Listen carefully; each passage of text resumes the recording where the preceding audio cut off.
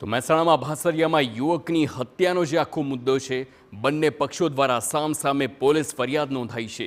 તો વડીલો પરજીત જમીનમાં ભાગ મુદ્દે હત્યાનો ગુનો નોંધાયો છે. પરિવારના 5 સભ્યોએ મળી યુવક પર હુમલો કર્યા હોવાનો ખુલાસો થયો. મૃતકના પિતાએ 5 શખ્સો વિરુદ્ધ ફરિયાદ નોંધાવી છે. માતાને અપશબ્દો કેમ બોલ્યા તેમ કહી મૃતક પર હુમલો કર્યાની ફરિયાદ છે. સામે પક્ષે પણ મૃતક વિરુદ્ધ ફરિયાદ નોંધાવાઈ છે. તો લાંઘણજ પોલીસે બંને પક્ષે ગુનો નોંધીને તપાસ શરૂ કરી છે.